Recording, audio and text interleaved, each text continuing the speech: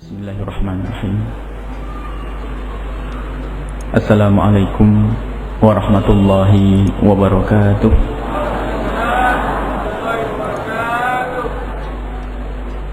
Alhamdulillah alladzi adzalla al-hasidina fid dunya wa ba'dal mamat.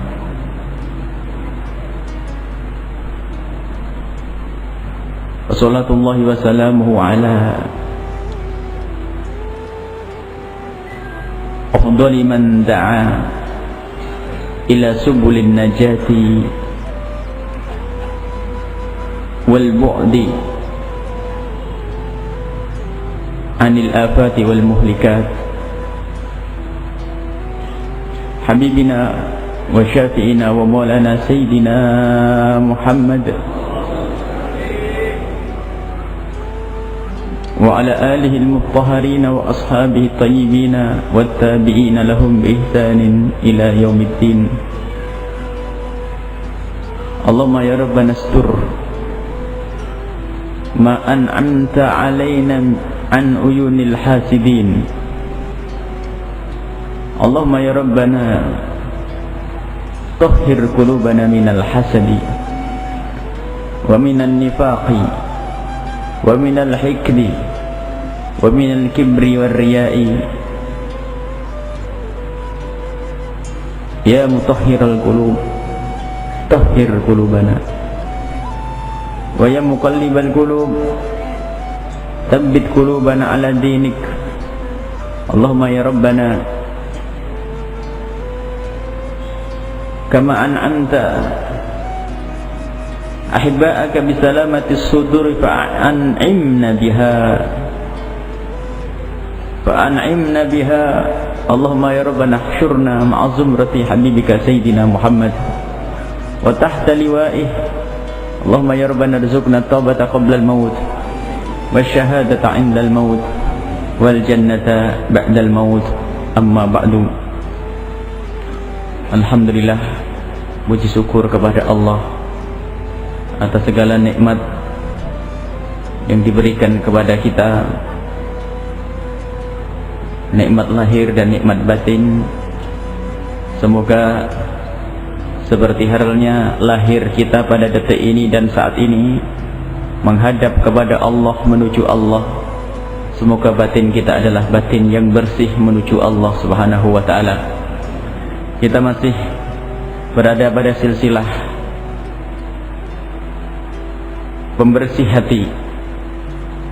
Bagaimana kita membersihkan hati kita dari beraneka ragam penyakitnya yang sudah kami sampaikan pada pertemuan yang lalu. Sebabnya adalah dunia, sehingga orang bisa menjadi sombong. Termasuk penyakit yang akan kita bahas pada saat ini tidak lain urusannya adalah karena dunia. Yang akan kita bahas adalah penyakit yang namanya hasad. Hasad atau ngedengki, mendengki sesama. Dan sungguh ini adalah penyakit yang luar biasa, mengerikan, dan sedahsyat kesombongan yang sudah pernah kami sampaikan sabda dari Nabi sallallahu alaihi wasallam, kalau orang sombong la yadkhulul jannata man kana fi qalbihi mithlu dzarratin minal kibri, enggak akan masuk surga selagi ada kesombongan di dalam hatinya, sekecil apapun itu kesombongan. Begitu juga dengan yang namanya hasad. Dan tidak lain hasad atau dengki itu buah dari kesombongan. Di saat seseorang pengen paling wah, paling hebat, paling pinter, paling banyak rezekinya, paling banyak jamaahnya, paling banyak pelanggannya, paling dia pengen seperti itu, maka di saat melihat orang lain akan melebihi dia, maka muncul rasa di dalam hatinya tidak suka dan ingin bahwasanya saudaranya itu kehilangan nikmat tersebut. Itulah hakikat hasad. Jadi dengki itu tidak ada lain kecuali dari berkembangnya kesombongan tersebut. Dan nanti akan bercabang lagi kesombongan itu, akan membuahkan penyakit-penyakit yang banyak. Dengki itu adalah tidak senangnya seseorang terhadap nikmat yang diberikan oleh Allah kepada orang lain. Satu, ini syaratnya. Bukan saja tidak senang, syarat yang kedua menginginkan hilangnya nikmat tersebut dari orang tersebut.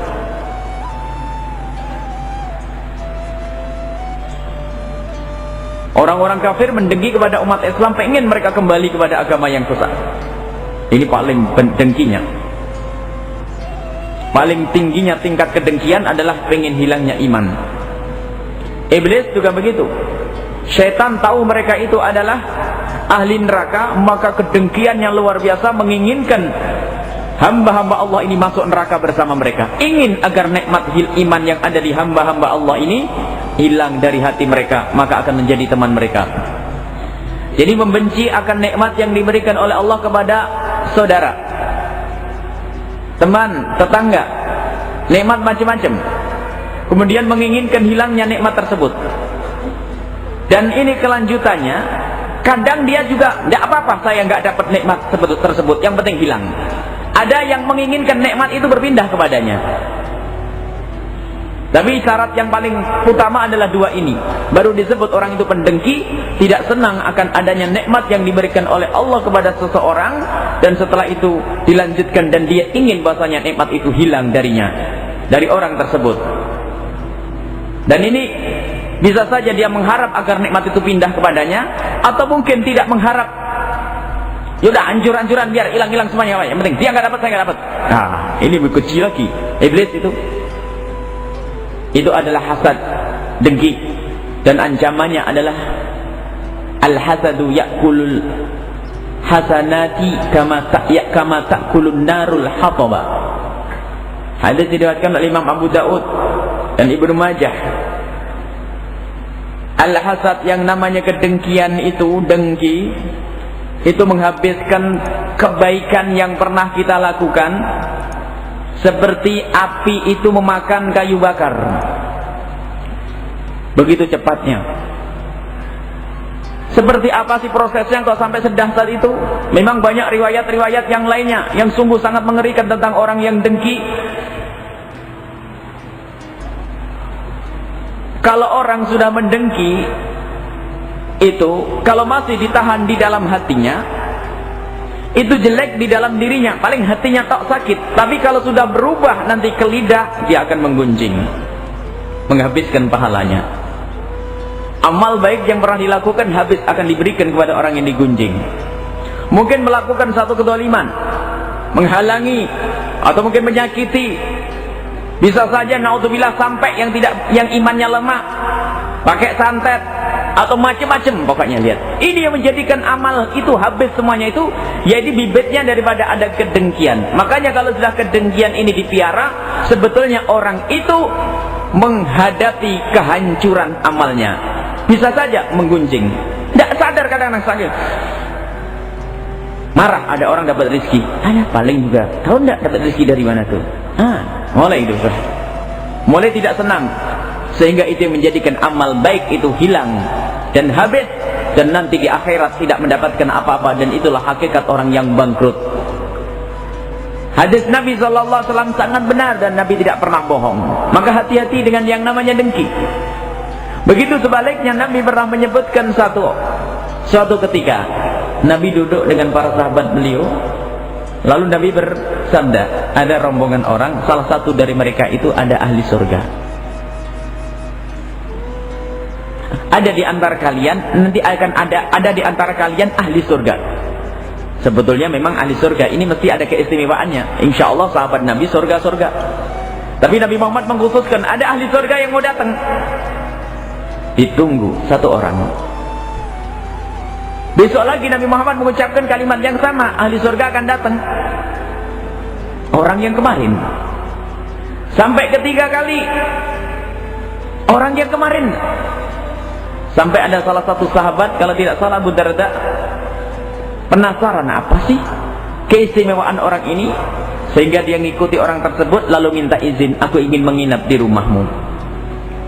Disaksikan sehari pertama dia hanya menjalankan sholat fardu, menjalankan sholat fardunya di masjid tentunya, menjalankan sholat sunat ala kadarnya, bangun malam pun tidak banyak, membaca Al-Quran secukupnya. Setelah itu istirahat tidur. hari pertama, kedua, ketiga. Lalu Abi Darda berkata, aku meninggalkan rumah bukan karena aku ribut dengan orang tuaku. Aku meninggalkan rumah itu karena aku mendengar Rasulullah menyebutmu sebagai ahli surga. Apa sih amalan yang kamu lakukan? Dijawab oleh orang tersebut, engkau sudah melihat amalanku. Engkau sudah selama 3 hari sudah melihat amalanku. Amalanku adalah seperti yang kau lihat. Ma huwa illa ma ra'aita. Tidak ada amalanku lebih dari apa yang kau lihat.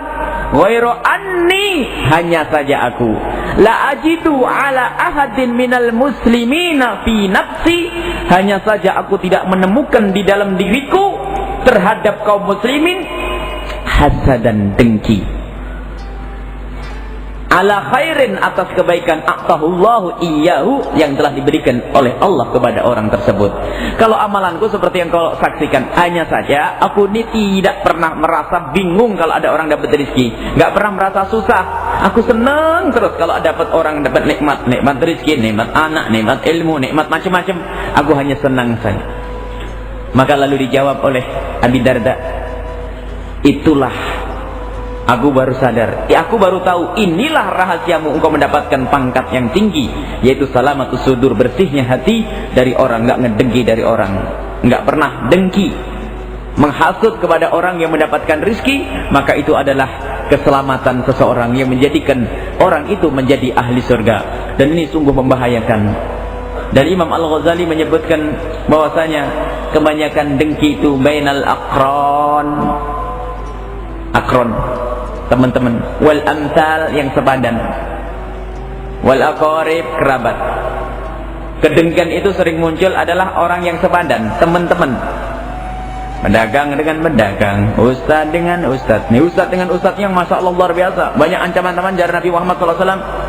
Ada disebutkan bahwasanya sittatun, ada 6 orang, yadkhulunan naro, akan qoblal hisabi bisanatin, sebelum dihisab 1 tahun, itu ada orang-orang yang masuk neraka terlebih dahulu. 6 orang, diantaranya apa? At-tujjaru bil khiyanati, seorang tujar, pedagang dengan kekhianatannya. Al-umara'u bil juri, dan para pemimpin-pemimpin dengan kecurangannya. Wal ulama'u bil hasadi, dan ustaz-ustaz dengan kedengkiannya. Aduh, ngeri ini. Di antaranya itu. Maka yang namanya dengki ini luar biasa, menjadikan orang bisa masuk neraka sebelum yang lainnya, khususnya para ustaz. Bahkan disebutkanlah hasada ka hasadil ulama. Tidak ada kedengkian yang paling mengerikan seperti dengkinya ustaz dengan ustaz. Umat yang hancur, umat yang akan jadi korban, umat jadi gunjing kan ngabisin pahala. Kamu tahu enggak saat itu? Kenapa? Itu tahu enggak? Harus kurang ajar tuh. Hah, masya Allah. Habis. Yang dengar habis, yang itu juga habis. Kasihan umatnya, pahalanya pas-pasan, diajak gunjing, habis. La hasada ka hasadil ulama, ustaznya habis, muridnya habis, ulama. Pedagang juga begitu, dengan pedagang. Pedagang dengan dagang. Kalau pedagang dengan ustaz mungkin bisa saling tolong menolong, tapi kalau pedagang dengan pedagang, apalagi pedagang dengan pedagang kerabat. Teman atau tetangganya jualan di sampingnya, nggak ada masalah orang lain. Ini jual jeruk tetangganya, nggak ada masalah. Tapi giliran adiknya jualan jeruk juga, aduh malah. Kayak nggak ada lapangan kerjaan lain. Padahal mulai kemarin nggak ada masalah. Ini kedengkian itu muncul, masya Allah, mengerikan. Ingat, ilmu ini bukan untuk ngoreksi orang lain, tapi untuk ngoreksi diri kita. Kita semuanya punya akron, kita punya orang yang sepadan dengan kita. Jika anda ustadz, anda juga punya teman ustadz. Jika anda pedagang, anda juga punya teman pedagang. Jika anda pejabat, anda juga punya persaingan dalam jabatan. Bagaimana menata hati? Karena ini bisa masuk kepada semua orang, tidak pandang. Ini hati-hati, hasad. Dan orang yang punya sifat dengki itu akan sengsara di dunia dan di akhirat. Dan orang yang didengki akan untung di dunia dan di akhirat. Orang yang mendengki itu akan sengsara di dunia sebelum di akhirat. Di dunia itu sakit terus hatinya. Di dunianya ngelihat orang yang dapat nikmat sakit. Mobilnya nggak nyangkut dia, nggak nabrak dia, tapi ngelihat mobilnya panas. Lihat, Pintu mobil kebuka, aslinya mau bau wangi, gara-gara ngedengki, bikin pusing. Warnanya memerah, jreng, bagus. Semua orang bilang merahnya merah sedap, tapi katanya norak. Oh, begitu. Ibu-ibu di sana itu sudah mulai kemarin setiap lewat warung, lewat toko itu ada kerudung cantik sekali. Tapi belum punya duit, nabung sebulan, giliran dapat duit kerudungnya hilang. Gak ada, sudah dibeli sama orang. Tak taunya sampai di majelis kelihatan. Bukan majelis ini insya Allah, aman ya. Tak taunya dipakai ibu di depannya. Kemarin mas seneng, tapi sekarang apa? Kerudung begitu aja dibeli. Hati-hati. Kalau sudah ada kedengki ini semuanya jadi jelek. Hati-hati. Di dunianya seperti itu, sakit, sana sakit. Dan sakitnya ini tidak tanggung-tanggung. Kalau ada orang sakit karena sebuah bakteri, itu akan terbatas kepada lingkungannya ini. Lingkungannya sempit. Tapi kalau yang namanya sakit karena dengki, berarti dia mempersiapkan dirinya untuk sakit sebesar kuasa Allah di dalam memberikan nikmat kepada hambanya.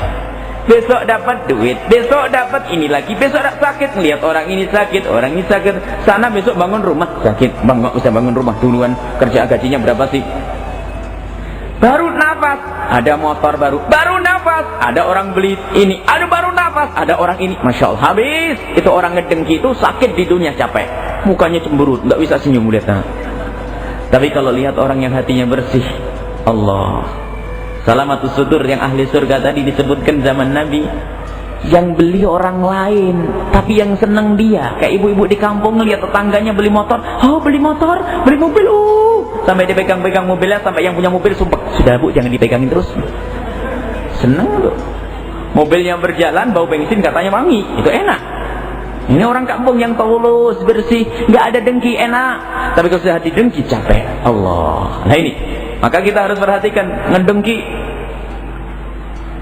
Dan orang ngedengki itu lihat, rugi, dia akan sakit. Lebih dari itu nanti ada di dunia. Ini di akhirat lebih serem lagi. Kalau orang ngedengki, bisa saja nanti keluar ke lidahnya, mempengaruhi orang lain. Itu adalah menjadikan dia berbuat zalim, dan kezaliman itu akan menghabiskan pahalanya. Allah, rugi di akhirat. Kayaknya mah dia ahli ibadah, ahli haji, ahli umrah, tapi ngedengki sana, ngedengki sini, ngedengki situ. Maka setelah di akhirat nanti habis. Karena apa? Dia menggunjing si A, mengunjung si B, ini marah dan sebagainya, berbuat zalim. Na'udzubillah, di akhirat tidak mendapatkan apa-apa. Jadi orang ngedengki itu begini, digambarkan seperti Imam Ghazali gambarkan contoh, seperti orang marah sama seseorang lalu dia melempar dengan panah. Rupanya itu orang hebat, panahnya balik kena matanya, cep, mati sebelah matanya. Marah lagi, tambah lagi, kena matanya lagi, sebelahnya lagi. Karena sudah kena dua-duanya tambah marah, lempar lagi panah, kena kepalanya, mati itu orang. Ya begitulah orang yang ngedengki itu kelihatannya mengarahkan dendam dan amarahnya kepada orang lain, ternyata sebetulnya yang sakit dia. Nah yang dia seneng-seneng aja, yang punya mobil nyaman, yang ngedengki tetangganya itu sampai jam 1 malam nggak bisa mobil, nggak bisa tidur mikirin mobil tetangga. Yang punya mobil sudah ngorok mulai jam 9. Ini adalah urusan duit, urusan. Dan kedengkian itu urusannya dunia semuanya, nggak ada urusan akhirat.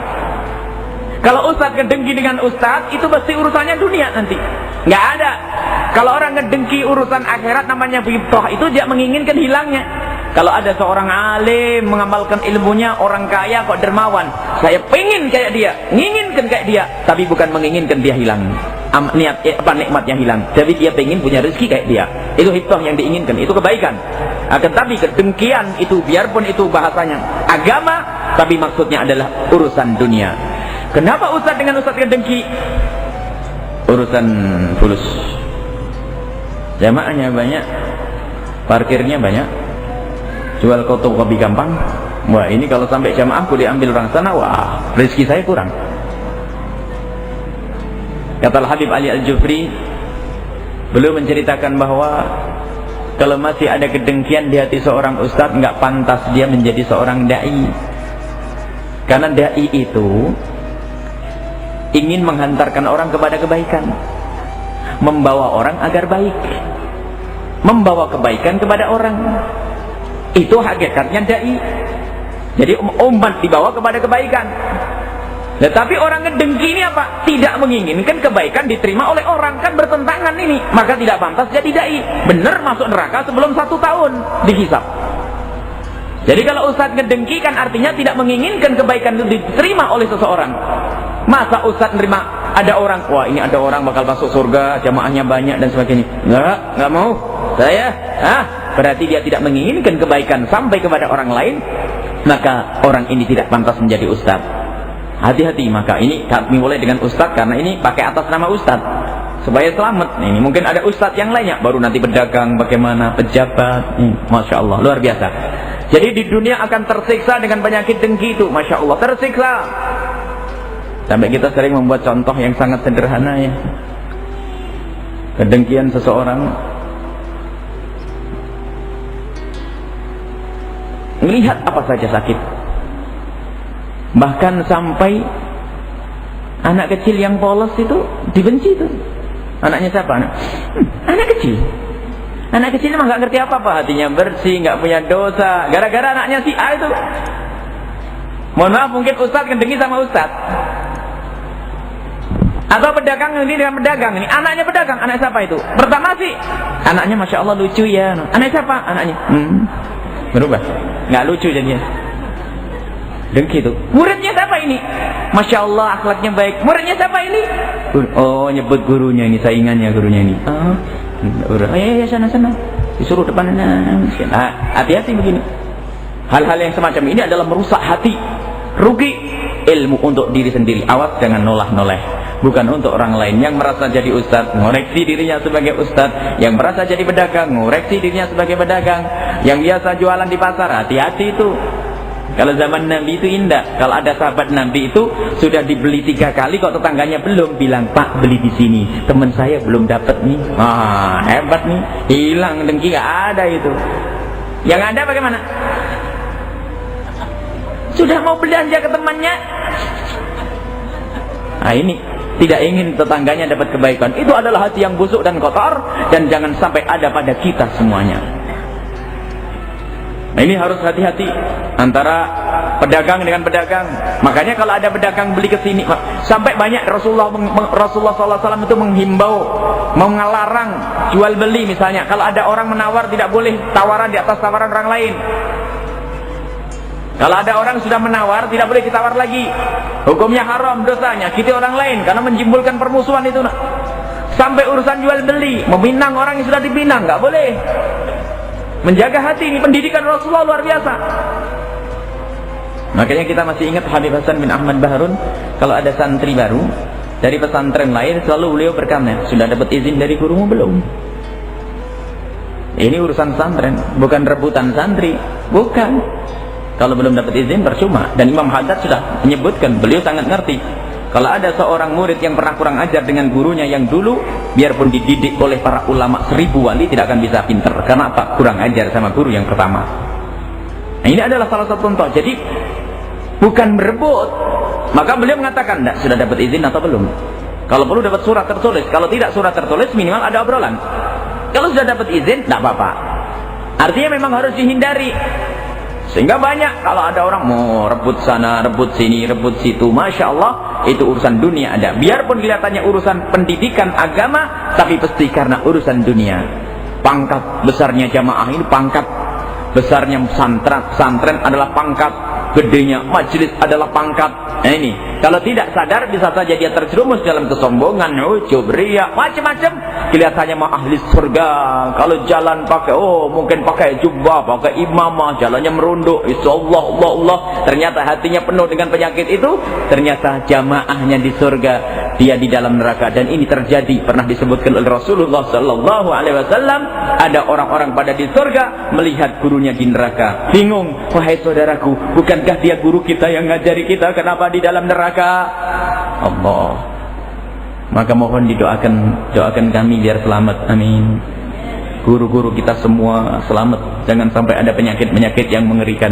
Al-hasad, dengki, ini membahayakan. Adapun bagi orang yang didengki, ini juga 2 keuntungan. nyaman-nyaman saja. Yang pertama, enak. Kalau ada orang didengki, di dunianya nyaman, karena bukan mendengki. Kalau didengki mah nyaman. Berarti apa? Punya nikmat. Kalau dia ustadz punya ilmu. Kalau dia punya jamaah. Kalau dia berdagang rezekinya lancar. Ada enggak orang pedagang mendengki kefakirannya? Orang fakir enggak ada. Mesti karena ada rezekinya. Jadi di dunia ini mesti diberi oleh Allah nikmat. Makanya didengki oleh orang. Jadi pertama, ini adalah mendapatkan kelebihan dari Allah. Dan ini harus disyukuri. Maka jangan dihancurkan ini semua dengan kedengkian kita. Jangan sampai menghancurkan apa? Kita hancurkan dengan sifat kotor di hati kita. Allah memberikan nikmat. Buktinya orang pada ngedengki. Ada yang ngedengki, si A ngedengki kamu, si B ngedengki kamu. Maka dalam hatimu syukur, bukan mensyukuri orang dengki. Syukur berarti kamu punya nikmat. Kalau ada yang tiba-tiba marah pada kamu, mengirim surat yang enggak, barangkali ini pedagang kurang ajar, kamu curang dan sebagainya. Kalau benar-benar Anda tidak curang, syukuri. Sebetulnya Anda didengki, artinya ada sesuatu yang diberikan oleh Allah kepada Anda yang diinginkan orang lain. Syukuri. Kalau Anda tidak syukur, maka akan dicabut oleh Allah. Ini nikmat. Kemudian lebih dari itu hatinya tentram. Hati orang mendengki itu capek. Orang mendengki dan didengki kalau duduk bareng wajahnya berubah, beda. Yang satu ngedengki si A, yang ngedengki si B yang didengki. Duduk berjajaran, dipoto kelihatan. Matanya ngelirik jalan. Kalau Masya Allah, kalau orang bersih hati ngadep, Masya Allah baik ibu, Masya Allah, gimana? Aduh kerudungnya bagus, beli di mana tadi ini? Masya Allah. Tapi kalau ngedengki, iya bagus, di pasar ada banyak. Jadi kelihatan tuh ngedengki jelek bu, Masya Allah. Lah, lihat dari situ saya sudah kelihatan tersiksa. Tapi kalau orang yang didengki nyaman, nggak ada masalah. Makanya pengen kita itu tidak usah ngedenger cerita aneh-aneh. Kalau ada orang ngedengki, didoain sajalah. Tidak usah kita dengar siapa yang ngedengki ya. Dan tidak akan terbebas kita dari yang mendengki. Nabi Muhammad paling agungnya manusia didengki oleh paling jahatnya manusia. Namanya Abu Jahal. Abu Jahal itu karena ngedengki itu nggak pengen ada Nabi. Nggak pengen ada orang mendapatkan kenikmatan. Makanya ngedengki pengennya Nabi Muhammad itu hilang wahyunya. Nabi Muhammad tidak diangkat jadi Nabi. Nabi Muhammad hancur. Itu Abu Jahal. Nah itu. Dan kedengkian itu yang menjadikan orang susah menolak menerima kebenaran. Abu Jahal itu sebetulnya tahu. Kayak orang Yahudi. Orang Yahudi itu tahu Nabi Muhammad. Sifat-sifat Nabi Muhammad bahkan disebutkan dalam Al-Quran. Ya'rifunahu kama ya'rifuna abna'ahum. Orang Yahudi mengenal Nabi Muhammad di kitab suci mereka. Dengan sifat-sifat yang sangat jelas. Seperti seorang ibu mengenali anaknya, seorang bapak mengenali anaknya. Nggak ada yang salah ya. Ibu-ibu yang bawa anak kecil, kita kira-kira ada enggak dalam sejarah di At-Taqwa ini pulang salah bawa anaknya? Nggak ada. Pasti benar. Lah begitulah orang Yahudi mengenali Nabi Muhammad, sifat-sifat Nabi Muhammad sangat jelas, tidak mungkin salah. Tapi di saat Nabi Muhammad hadir, mereka susah menerima. Karena apa? Dengki. Kok ada Nabi seperti dari situ? Kok ada? Jadi nggak senang adanya Nabi Muhammad. Sama Abu Jahal pun begitu. Tidak bisa menerima biarpun tahu itu kebenaran Allah. Tahu Abu Jahal itu orang yang mempercayai Nabi Muhammad Nabi. Abu Jahal bukan orang yang nggak percaya Nabi Muhammad Nabi. Abu Jahal sangat percaya dan percaya. Sangat percaya Nabi Muhammad Nabi. Tapi ada kesombongannya. Kesombongannya menjadikan orang kesombongan, kedengkian. Sombong, cabangnya dengki. Ada dengki, nggak pengen ada orang mendapatkan kenabian. Kedengkian Abu Jahal itulah yang menjadikan dia menolak kebenaran. Karena Abu Jahal itu waktu ditanya oleh temannya, Abu Jahal, ngomong-ngomong kamu ini percaya enggak Muhammad sebagai nabi? Bingung dia jawab. Kamu ini aneh-aneh tanya. Enggak bener nih, Utbah yang tanya. Aku mau tanya, kamu ini percaya enggak kalau Muhammad itu nabi? Ya kalau urusan Muhammad itu mulai dari Muhammad lahir sampai sekarang itu aku dan juga orang-orang Arab di sini nggak pernah menemukan Muhammad bohong. Sampai orang Arab menyebut dengan gelar Al-Amin. Kata temannya, bukan masalah itu. Memang kalau masalah kejujuran Muhammad semuanya tahu. Cuman aku tanya, kamu ini percaya enggak kalau Muhammad nabi? Sambil malu-malu kucing dia. Ya karena Muhammad memang nggak pernah bohong. Kemudian Muhammad ngaku nabi. Ya sebetulnya dia juga nggak bohong. Saya mah percaya sebetulnya. Ajib, aneh. Aneh kamu itu percaya tapi memusuhi Muhammad. Kalau pasukan kita di depan itu memerangi Muhammad karena banyak tidak percaya, tapi kamu percaya Muhammad Nabi, kenapa kamu memerangi Muhammad, ingin membunuh Muhammad? Sambil ketawa ngejek. Tidak ada orang yang boleh melebihi aku di sini. Lihat kalau ada tamu dari penjuru negeri, siapa yang menerima? Kamu. Kalau ada upeti-upeti, siapa yang menerima? Kamu, ya kan? Kebesaran Mekah siapa yang punya? Kata Abu Jahal. Dijawab oleh temannya, engkau Abu Jahal yang punya. Nah, aku tidak ingin kebesaranku ini pindah ke Muhammad, makanya biarpun benar tetap saya tolak. Lah itulah yang namanya kedengkian. Dinasihati nggak bisa. Kalau bernasihati, dinasihati biarpun benar nasihatnya. Saya juga bisa tahu nyari sendiri, engkau itu aja nggak tahu tentang ustadz. Biarpun benar kan, khilaf, ulama berbeda pendapat. Nah, ini kedengkian. Kalau orang insaf, masya Allah, terima kasih ustaz atas tegurannya. Biarpun sebetulnya mungkin yang salah dia. Ada orang bersemangat meluruskan dia. Ustaz, kelihatannya masalah ini yang benar begini. Oh, udah, makasih ustaz, terima kasih. Kalau urusan fikih saja sederhana, masalah khilafiyah, mangga. Tapi karena hatinya bersih, masya Allah, terima kasih. Baru nanti kalau pengen membalikkan permasalahan, bukan mendebat di situ dengan cara yang halus. Jadi nyaman hatinya. Nah, ini yang kemuliaan, hati yang mulia. Pendengki akan selalu tersiksa di dunia dan di akhirat. Di akhirat habis pahalanya karena kedengkian, gara-gara kedengkiannya. Ulama, pedagang, masya Allah. Kemudian masya Allah urusan selop pengairan urusan. Kalau sudah melihat tetangganya kuning padinya, ini kok kena wereng, pasti pakai apa-apa ini. Jangan-jangan dia masang apa namanya? Ya pokoknya dipasang apa-apa gitulah. Itu macam-macam ceritanya. Wah, ini macam-macam. Dia ngasang kemarin ada bunga di sini. Kalau sudah hati jelek, semuanya jelek. Buka toko, ada kencing di depan tokonya. Kurang ajar, ini pasti tetangga yang kencing di sini. Mesti kencing apa ini? Ada maksud kencing di sini. Ya namanya pasar kan, siapa saja boleh kencing di situ kan? Gara-gara macam-macam. Pokoknya hati kotor tuh capek. Sudahlah. Kalau masya Allah ada kencing, tambah subur buat bunga kan gitu aja. Nggak usah pusing. Jadi nyantai. Makanya harus kita latih seperti ini. Nah, kemudian kita setelah tahu begitu beratnya penyakit yang namanya dengki itu menyiksa, maka kita harus bisa mengobatinya. Kalau proses pengobatan itu harus sadar kalau dia berpenyakit, dan dia menyadari kalau penyakit itu berbahaya. Yang tidak menyadari dirinya berpenyakit nggak mau diobati, biarpun dikasih obat 1 truk tidak akan diminum. Atau dia tahu berpenyakit tapi penyakitnya ringan. Kalau dia berpenyakit, penyakitnya ringan pun malas berobat.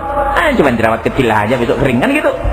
Tapi kalau penyakit yang berat kayak begini, menghapus pahala, menjadikan hati tersiksa, maka harus ada obatnya. Obatnya harus ada. Dan obatnya ini diajari oleh Nabi Muhammad SAW. Nabi Muhammad juga memberikan pendidikan, membersihkan hati ini ada. Tapi harus tahu dulu ya, ini begitulah mengerikan ya. Sudah tahu bahwasanya penyakit dengki mengerikan, bahaya, menyakitkan. Semua jadi nggak enak. Yang maunya enak jadi nggak enak. Kita pernah membuat satu cerita, seorang suami istri yang lagi berduaan dengan suaminya. Suaminya itu adalah berangkat Ahad pulang Jumat ya. Perginya jauh, kerjanya di Bandung atau Jakarta, yang pulangnya hari Jumat ya. Kemudian Ahad balik lagi. Ini lagi berduaan nyantai di teras rumah, asik, pengen menikmati suasana sore Sabtu itu. Jadi malam Minggu, anak-anak pada kumpul di rumah. Anak yang paling gede buat gorengan, yang kedua membuat teh anget. Masya Allah enak, ngobrol-ngobrol begitu. Ya itu tadi, ngelihat tetangganya beli mobil. Bang, itu mobilnya siapa bang? Nggak tahu, tanya aja di sana. Setelah ditanya, ternyata mobilnya tetangga. PNS baru bisa beli mobil. Abangnya ini sudah jadi PNS lama, nggak bisa beli mobil nih. Oh, bang, ini baru diangkat kemarin aja sudah bisa beli mobil. Ini pasti kerjanya nggak bener bang ya? Ya, mungkin aja. Wah bahaya bang. Paling juga ngeredit. Kalau mau ngeredit mah mending mah orang baik, tapi ini nggak kayaknya sih. Masih paksa itu masih. Nah, akhirnya lu minumannya nggak diminum, gorengannya disiapin sama anaknya sampai dingin nggak dimakan sampai azan maghrib. Bubar. Masuk ke kamar, masuk ke rumah. Habis itu habis sholat maghrib pengen masak mie apalah, mie campur udang yang kesukaan suaminya, nasi goreng campur udang ada mie-nya atau Cirebon macam-macam kan ceritanya. Mie campur udang sama nasi goreng. Nggak tahu namanya apa? Otokowok ya. Baik, ini yang mendengar yang dari Kalimantan bingung, sama yang di Sumatera ada otokowok, sama yang di Bali ini kan otokowok. Baik, masuk kesukaan nih karena suaminya tidak dijawab, kerjanya adalah di luar Cirebon. Jadinya senang sekali, Ma jangan lupa Ma buatin nasi otokowok. Ya Ma, ya Pak. Dibawain nasi otokowok, giliran mau makan istri yang ngomong, Bang harus dilacak Bang, dapat duit dari mana bisa beli mobil tuh. Otokowoknya rasanya jadi nggak karu-karuan sudah. Baik, sudah nggak akhirnya makan sudah nggak enak. Baik, setelah itu sholat isya, makan biarin, sholat isya, tinggal istirahat tidur, tinggal gelar selimut. Masih ingat lagi, wah bahaya Bang kalau kampung kita ada orang koruptor, bahaya. Sampai jam 1 nggak bisa tidur, mikirin mobilnya tetangga. Itulah orang sakit yang namanya sakit dengki. Itu lewat kemana-mana capek, masuk gang capek, duduk di sini capek, sana capek, dilihat bener-bener capek, mau duduk di majelis capek. Ceritanya habis kursinya, habis tempat duduk, bingung ke sana kemari. Ini kebetulan ustadz idolanya ini, saya harus datang ini, terlambat nggak ada dapat tempat duduk. Mikir sana, mau di luar masuk angin, berdiri asam urat, bingung dia. Bagaimana caranya? Oh, alhamdulillah ada tempat kosong di depan. Masya Allah, ngelompat langsung jalan ke tempat yang kosong. Baru duduk, belum dengar ceramahnya sang ustadz sadar. Tetanggaku yang tokonya laris itu ya. Nggak enak sudah miring-miring tuh duduknya itu. Nggak enak tuh mulai tadi nih. Ustadznya belum salam, salamnya belum beres sudah dijawab Waalaikumsalam, pergi. Itu orang capek duduk di majelis gak enak. Jalannya itu kan begini, maunya nggak mau bareng-bareng sama orang, lewat jalur sana. Pokoknya pengen ketemu sama orang. Karena jalurnya beda, ya nggak kebagian angkot. Setiap kesana angkotnya penuh lagi, berdiri kelamaan. Ya Allah, angkot penuh lagi, capek ini. Alhamdulillah, terakhir ada angkot kosong yang penumpangnya 1, 2. Alhamdulillah, kiri Pak, mau naik angkot, ada dia. Kasihan bener tuh orang. Nggak jadi Pak, ntar dulu masih ada yang ditunggu. Itulah orang dengki. Masya Allah, masuk gang pun capek, pulang ke rumah bikinin masakan buat suami. Ya, bikin masakan suami pengen cepat-cepat 1 jam lagi suami datang, dan bikin sayur garamnya habis ya. Nggak pakai garam gimana? Bingung, nggak ada penggantinya. Akhirnya langsung dia ngambil duit 2.000 mau beli garam. Ya, mau beli garam salah warung dekat mata tangga depan situ, mau beli garam. Assalamualaikum, dijawab sama yang punya warung. Waalaikumsalam. Mau beli apa Neng? Ada dia lagi.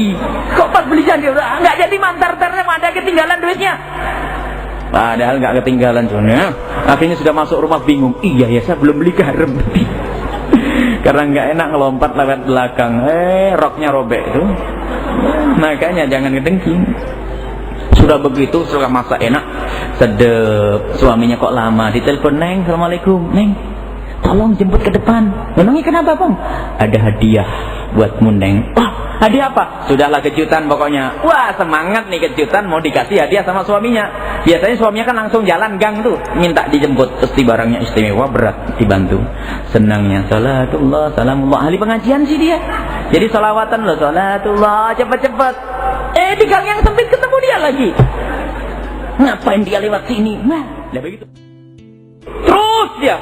Ini 1 orang yang didengki. Kalau 2, 3, 4, 5, capek. Nah, kalau sudah hati dengki 1 orang, kada yang lainnya juga dengki. Ustadz dengki kepada ustadz ini, mungkin yang perlu didengki saat itu ini. Besok muncul lagi, ustadz berhasil di sini. Besok muncul lagi, ustadz dengki dengan, wah ini ustadz baru sudah bikin pesantren misalnya. Besok lagi, ini ustadz baru bisa bikin majlis. Ini ustadz baru sudah bisa umroh. Ini ustadz baru pusing. Nah gitu. Jadi adalah ilmu untuk kita sendiri, jangan sampai kita biara. Jadi sudah jelas yang namanya dengki menyiksa. sakit. Yang berdagang juga sama kayak itu tadi, berdagang sakit, di sawah urusan air sakit. Kadang-kadang gara-gara dengki. Itu unik. Kalau ada mobilnya orang jauh-jauh parkir di depan rumah kita, rumahnya, karena kita semoga tidak dengki ya. Ini nyanya siapa? Nyanya sana sudah. Pokoknya jangan kita, insya Allah. Ada mobil dari jauh parkir di depan rumah, mah tenang-tenang saja. Tapi giliran yang parkir tetangganya, kayak nggak punya tempat saja, ngapain parkirin di sini? Allah, luar biasa.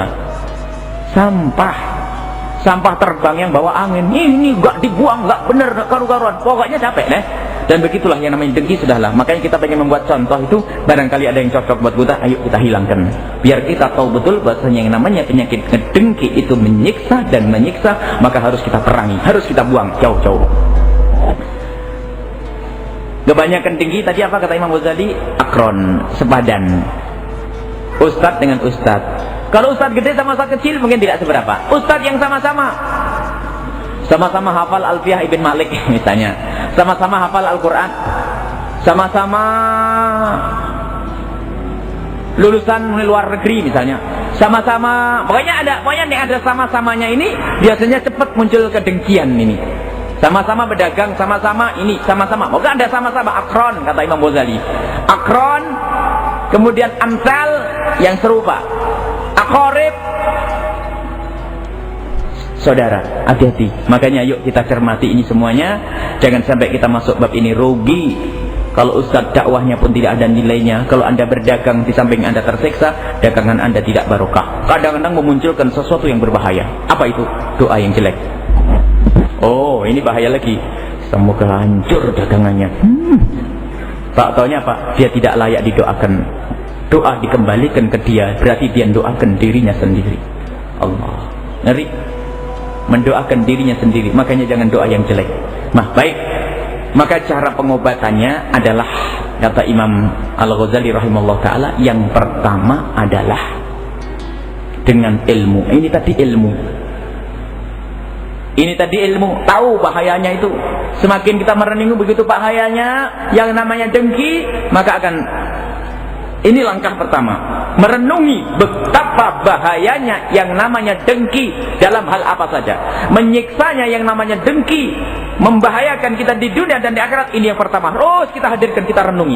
Makanya yang kita hadirkan pada pengajian ini hanya ilmu yang pertama ini. Adapun kelanjutannya itu nanti setelah dari tempat ini. Yang paling berat ini yang kedua dan ketiga. Yang pertama ilmu, kita dengar, paham, kadang-kadang iya, tapi untuk melangkah yang kedua ini susah. Banyak, iya ya bener, nyiksa bener ya, Masya Allah, nyiksa. Tapi sampai di rumah nggak mau betul. Nah, yang kedua ini yang paling berat. Kalau ilmu mah gampang nih, bisa membaca, bisa mendengar, ini selesai. Tapi langkah yang kedua adalah dilawan. Kalau kita mulai sombong dengan orang yang kita dengki, paksa tawadhu. Kalau kita mulai sedikit pelit dengan orang yang kita dengki, kirim hadiah. Pokoknya dilawan. Reaksi kita kepada orang yang kita dengki kepada apa sih? Kok mau cemberut langsung ahlan, marhaba, dirangkul ya nih. Pokoknya dilawan. Kalau sudah mulai nggak enak, ngapain saya bikin? Aduh, gimana bu? Masya Allah nih permen bareng-bareng, enak. Marah, paksa, dilawan begitu. Jadi kata Imam Ghazali, dilawan. Mulai sombong, cium tangannya, beres. Jadi itu kata Imam Ghazali, pertama dilawan, jangan dibiarkan, dilawan dengan amal nyata.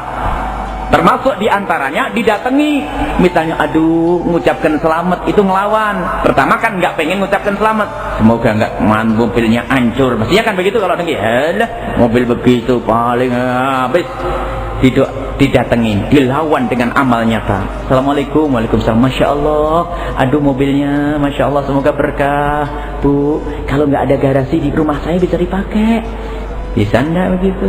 Nah, lagi dengki nih, ada tetangganya bangun rumah, ya Allah tetanggaku bangun rumah, ayo cepat ngelangkah ke sana. Kalau berat ada dengki tuh, berat, cepat ngelangkah pelan, agak cepat. Assalamualaikum, waalaikumsalam, Masya Allah, duh bangun rumah, semoga rumah barokah, manfaat, anak soleh-soleh. Loh, ini gentengnya kurang, di rumah saya ada genteng yang anggur, bisa dipakai tuh. Bisa ndak ngomong gitu? Nah itu ya. Dipaksa. Kalau tidak dipaksa tersiksa. Paksa. Capek kalau tidak. Orang ngedengki itu Masya Allah luar biasa. Ada orang begitu dengkinya sama sesama, jadi semuanya tidak nyaman, tidak enak semuanya. Makanya maunya nggak lihat saja. Kalau mendoain yang jelek-jelek saja, itu tersiksa. Pergi kemanapun tersiksa. Pengennya teman-teman, bang saya sudah sumpah melihat orang-orang ini. Ini orang nggak benar semuanya ini. Ayo terus gimana? Ayo kita pergi aja. Pergi keliling, rekreasi, habis 5 juta. Jatahnya 2 minggu. Setelah 2 minggu kemana? Pulang lagi, ketemu setan-setan, kata itu. Sama, 5 juta. Coba langsung dilawan itu. Kalau ngedengki kan rezeki, kita kasih rezeki. Termasuk mudah menyanjung, kata Imam Ghazali. Sanjung. Orang yang kamu dengki itu termasuk mujarab ngelawan.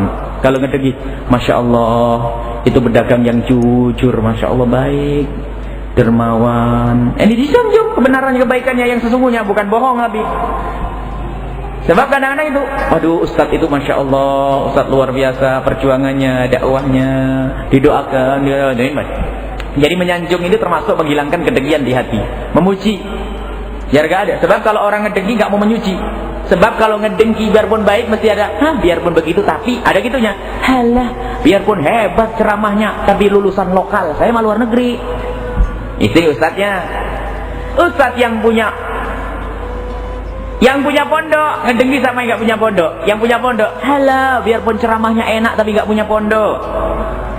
Yang ceramahnya enak kepada yang punya pondok, halah, biarpun pondoknya banyak tapi gak bisa ceramah. Kalau ceramah kan manfaatnya lebih gede. Ada aja pokoknya. Pedagang juga begitu, ada saja. Pokoknya ini contoh saja bahwa kalau sudah orang ada dengki selalu begitu. Nggak bisa menyebut kebaikan orang yang didengki, maunya seperti jelek. Dan ketahuilah, pertama kali makhluk Allah yang dimurkai oleh Allah adalah juga kedengkian iblis.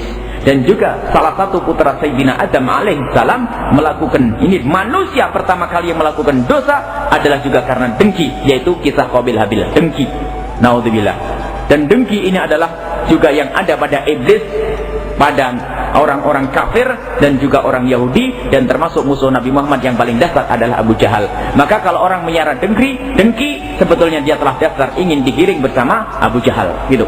Kita harus terus ini ilmu, kemudian kita lawan dengan kebalikan dari apa yang kita inginkan dari yang kita dengki.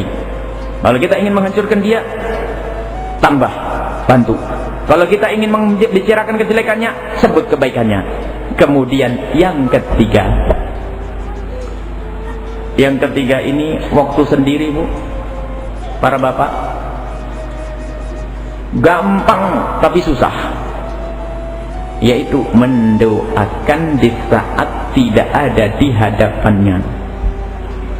Kalau mendoakan di depan orang itu mah bisa basa-basi, ya.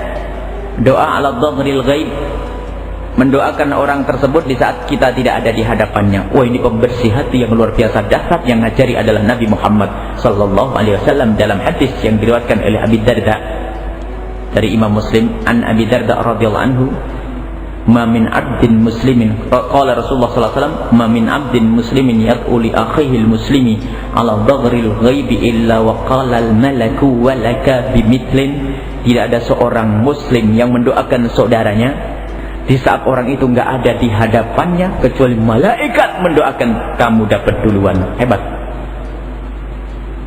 Nah, ini mendoakan orang lain yang tidak ada di hadapan kita, malaikat mendoakan walaka bimislin, engkau dapat sama seperti yang kau doakan.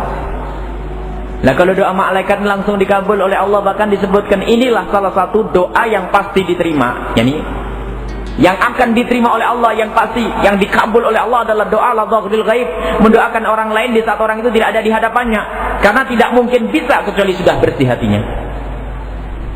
Kalau doa di depan orang itu, di depan mukanya bisa saja basa-basi, menjilat bisa, ya.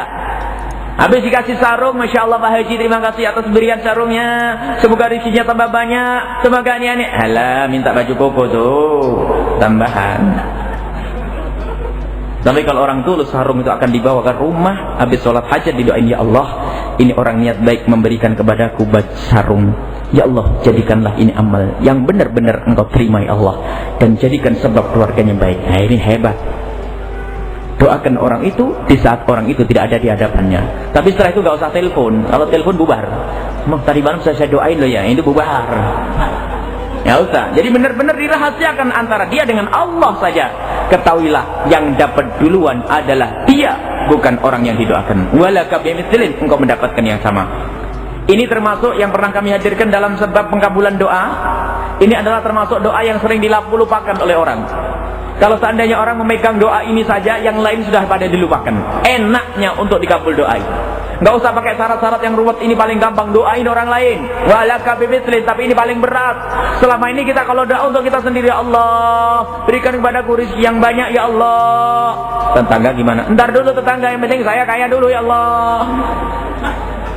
Ada lintasan di hati, tapi ditepis. Ya Allah, jadikan anakku anak yang soleh, baik, berbakti. Ada lintasan, anak tetangga gimana? Nanti dulu, yang penting anakku dulu. Ya begitu. Padahal kalau ada orang mendoakan anaknya tetangga sampai dia lupa mendoakan anaknya sendiri, ketahuilah yang baik adalah anaknya dia sendiri sebelum anaknya tetangga. Ini yang sering dilupakan. Dan ini pembersih hati. Makanya jangan ragu-ragu mendoakan orang lain. Dan mendoakan baik, jangan mendoakan jelek. Kalau mendoakan jelek ini rugi. Mendoakan jelek ini rugi. Kalau seandainya bapak ini, para ibu diberi doa yang makbul, lalu lagi marah sama orang, doanya makbul. Coba kalau pakai akal sehat, pasti milih yang baik bapak nanti. Coba ada orang pinjam duit. Pinjam duit.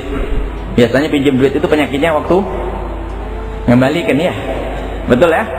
Kalau pinjamnya mas sopan, assalamualaikum 5 kali, puntennya 7 kali, sampai bingung, punten, mohon maaf, punten, iya mau apa nih? Wah, pinjam duit sebulan, giliran sebulan datang dicari nggak ada. Ya, kalau kita datang ke rumah lewat pintu depan, dia keluar lewat pintu belakang, wah ruwet. Akhirnya dicari sebulan 2 bulan, ini padahal kita lagi butuh. Sudah lagi butuh ini, katanya besoknya kepergok di tengah jalan. Jadi ibu yang dipinjemi duit sama yang minjem duit itu ketemu di pinggir jalan. Rupanya ibu yang pinjam duit itu karena kaget melengos kelihatan kalungnya gombeng. Aduh, kurang ajar, kalungnya gede-gede tapi nggak bayar utang. Sudah begitu karena kaget dompetnya jatuh, kebuka duitnya merah-merah ratusan ribu. Masya Allah, marah atau tidak? Kira-kira marah lah, marah. Kurang ngajar. Doain apa kira-kira? Coba. Dikasih doa yang makbul, ibu. Satu doa yang makbul, sekali doa langsung diterima oleh Allah misalnya. Sebab lagi dizalimi. Yang satu nggak punya ilmu ini ibu ini, doain kurang ngajar, masuk neraka, terkutuk, mana khianat. Dikabul bu. Jadi pengkhianat, terkutuk, kurang ajar, jadi jahat. Kemarin mah sebetulnya orang ini mah baik, jahatnya kalau pinjam duit tok. Gara-gara didoain tambah lagi gunjing, kemudian menfitnah, nyuri, habis gara-gara didoain.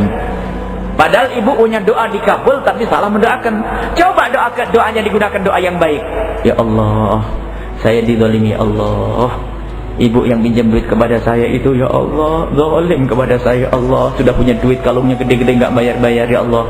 Berikan kesadaran kepadanya, ya Allah. Tambah rizkinya, ya Allah. Berikan kesadaran, ya Allah. Dikabul, lihat, enak nggak? Sadar bener apa ya? Dikembalikan. Karena sadar kembalikan. Makanya kalau doa itu yang baik, jangan doa yang jelek, rugi. Sebab doa yang jelek itu begini ceritanya. Kalau memang doa kita dikabul, sayang kita doakan yang jelek. Dan kemudian orang itu belum tentu layak didoakan. Kalau tidak layak didoakan, ini yang lebih parah lagi. Doa itu kembali kepada kita sendiri, maka orang itu seperti ngutuk dirinya sendiri.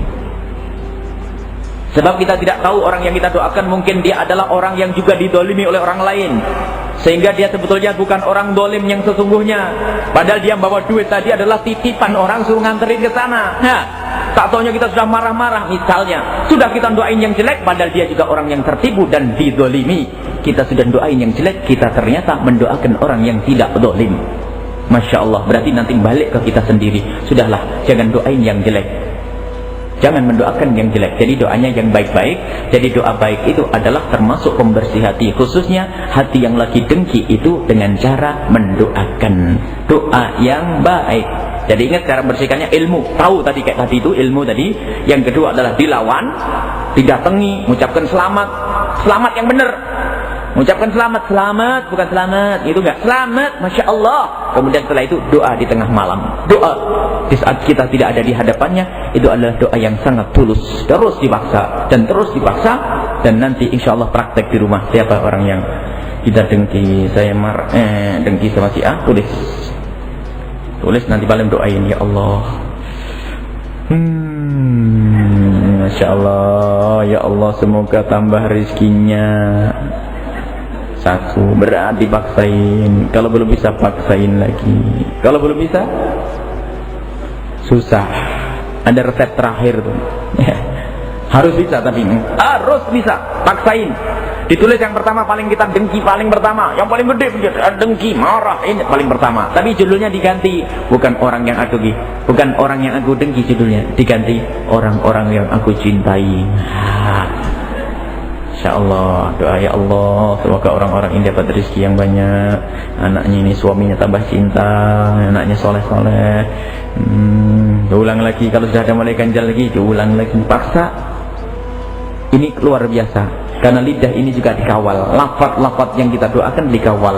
Biarpun mungkin hati kita belum tulus, karena lafaz yang diucapkan ini dikawal oleh malaikat nanti, menjadikan sebab dan diamini oleh malaikat. Kita doanya enggak tulus, ternyata malaikat mengamini tulus, maka bisa dikabul. Akhirnya hati menjadi bersih, dia dapat, kita dapat. Walaka bimislin, engkau dapat tuh.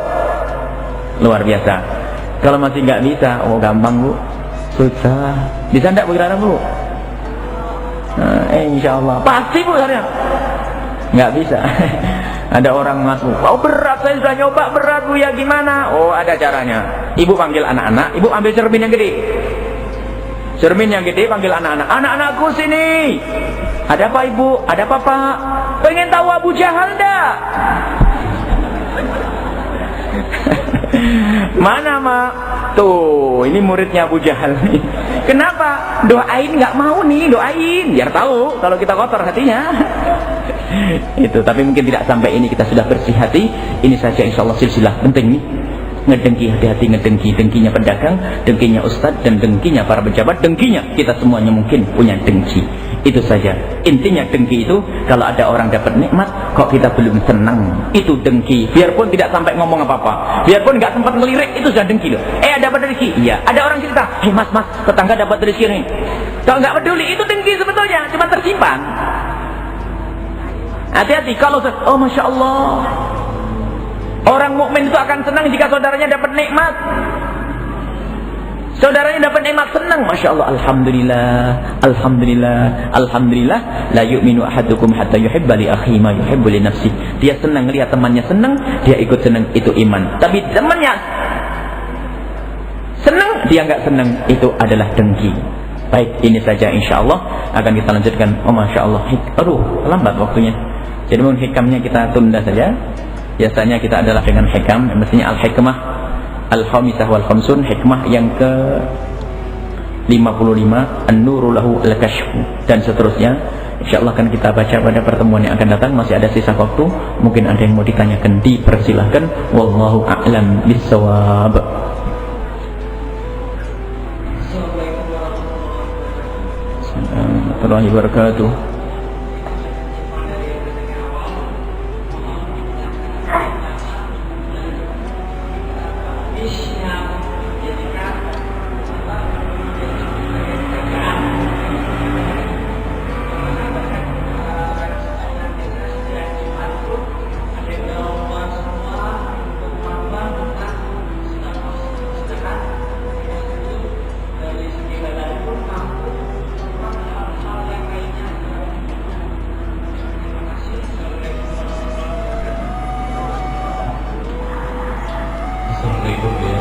Salam.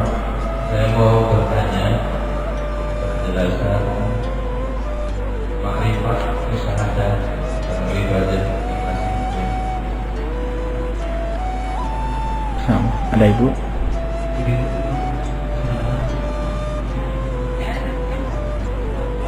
Belakang. Oh, maju.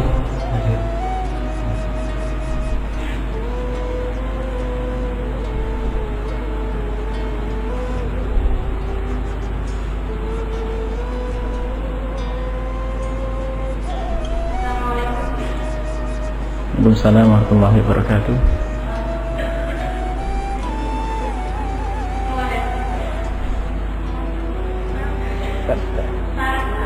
Pohon yang dekat.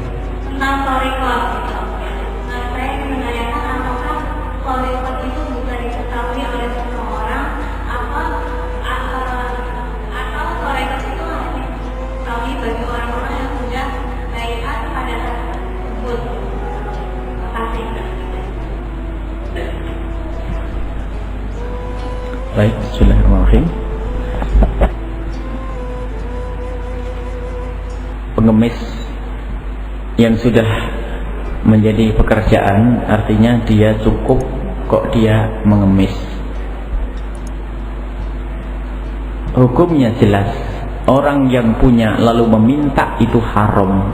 Biarpun meminta dikasih, meminta-minta itu haram.